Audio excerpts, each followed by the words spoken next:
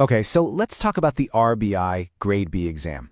If you're eyeing a really prestigious officer-level role in one of the most important public institutions out there, you know exactly what I'm talking about. But here's the thing. Just putting in long hours of study, yeah, that's not going to cut it. We need to completely demystify this highly competitive test and build a rock-solid, actionable strategy. Let's dive in. Look at this quote. It hits the nail right on the head.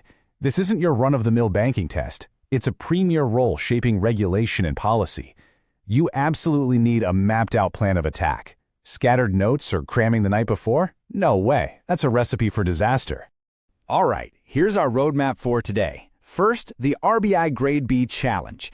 2, anatomy of the exam. 3, phase 1, speed and aptitude. 4, phase 2, specialized subject mastery. 5, the preparation strategy. And finally, 6, practice with easy quiz.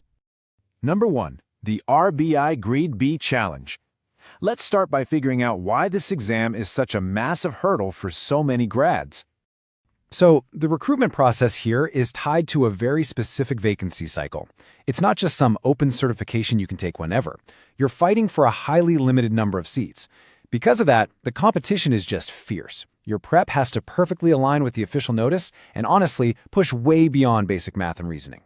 Moving on to number 2, anatomy of the exam. Let's break down the actual structure of the gauntlet you're about to run. Basically, the general stream recruitment is built in 3 distinct layers. Step 1 is Phase I, which is really just a brutal screening test to filter out the massive pool of applicants. The real deal, where your final selection is actually decided, comes down to your performance in the multiple specialized papers of Phase II, and then, of course, the interview. Number 3, Phase I, speed and aptitude. This is exactly where so many smart candidates stumble. And it's usually not a lack of knowledge, but a lack of time management. In Phase 1, you're getting tested on high-level quantitative aptitude and reasoning. The difficulty level is just way beyond standard bank exams. Plus, you get hit with this incredibly dense general awareness section. We're talking banking regulations, RBI circulars, the union budget, the whole shebang. It is literally a high-pressure race against the clock. Number 4, Phase 2, specialized subject mastery. Now this is where the exam completely shifts gears. If Phase 1 is a crazy sprint, Phase 2 is an intellectual marathon. This phase demands deep, highly specialized mastery. You have to tackle economic and social issues. Think sustainable development or poverty alleviation.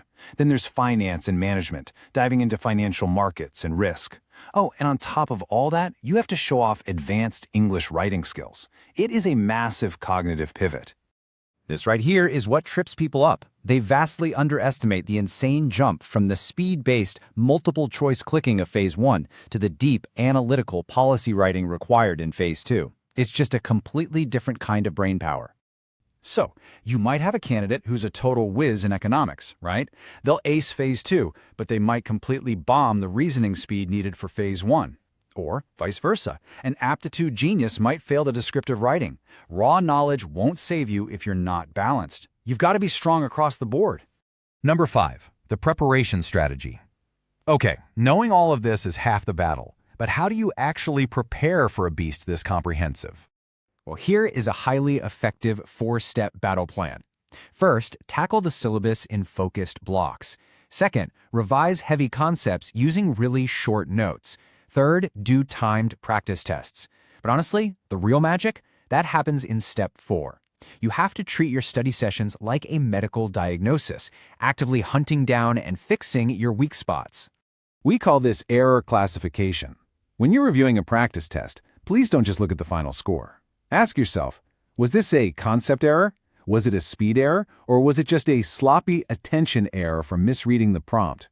Classifying your mistakes like this lets you surgically improve your accuracy and how you approach questions under pressure. Number 6, practice with easy quiz. Now, to actually execute this diagnostic strategy, you need the right tool for the job. Easy Quiz is fantastic for this. They give you actual, rigorous RBI-level mock tests.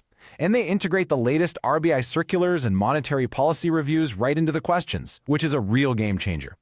Plus, you get real-time benchmarking against top candidates, and you can practice anywhere since they have both a web simulator and a dedicated mobile app. Just remember, you don't get bonus points for taking 100 tests blindly. The goal is to use the Easy Quiz Simulator as a diagnostic tool. Use these realistic, timed sessions to build discipline, control your pacing, and build the rock-solid confidence you'll need on exam day. So armed with an understanding of the exam's anatomy, a balanced strategy, and the right diagnostic tools like the Easy Quiz online web simulator and mobile app, the path forward is crystal clear. The only question left is, are you ready to test your mettle and transform your preparation today?